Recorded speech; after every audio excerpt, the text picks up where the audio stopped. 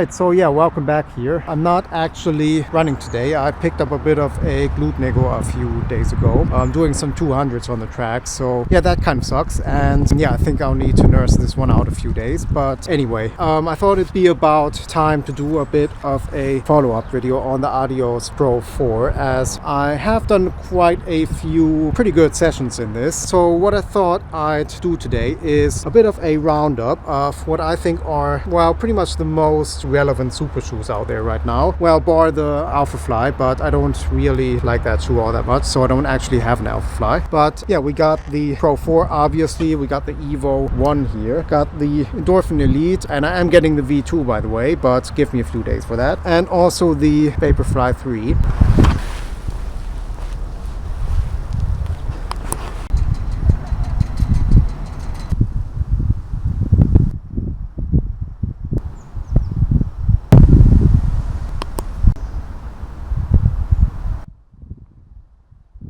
Alright, so first comparison I want to draw here is the obvious one versus the top tier and most expensive race shoe that Adidas has. This is the Adios Pro Evo One. And what's interesting about this is, let's just take a quick look at the geometry here. And if we put these right next to each other here, you can see that the rocker shape and just the whole midsole on this is actually almost identical. Just ignore this little cutout here. But yeah, both of these have a very long and very smooth and gradual rocker profile to them. These are very rolling and very smooth kind of rides, but what's interesting about this is that the foam in this is both branded Lightstrike Pro, but these are actually very different sensations underfoot. This Lightstrike Pro in the EVO One is actually quite hard to describe because it's just so airy.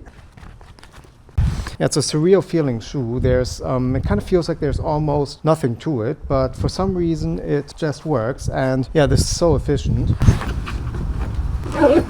Yeah, the Pro 4 is a much more bouncy ride, and it feels like it's way more lively underfoot. But I think if I had to choose one between the Pro 4 and the EVO One here, I'd still go with the EVO One in the end. This shoe does hold two very important PBs to me, the half marathon and the full marathon. So yeah, that must mean something. I mean, at 500 euros, I can't say that this is really worth the money, and this is not twice as good as other super shoes. But yeah, I don't regret buying this, and this really is, at the end of the day, my favorite shoe right now.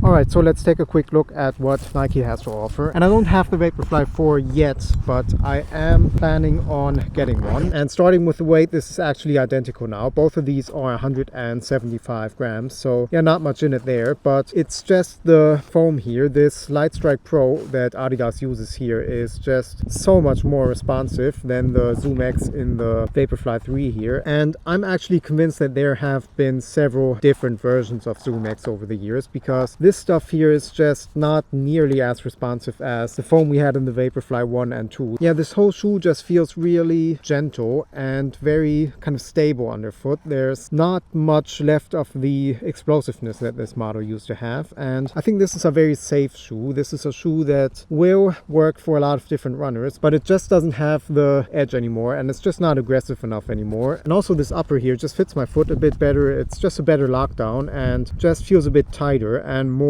dialed in for racing, where the Vaporfly 3, this material here is just kind of a bit baggy, and heel lockdown isn't great on this. And I think yeah, actually this is a very good shoe, but it's just not a shoe anymore that I would really race in. It's just become a bit too gentle underfoot.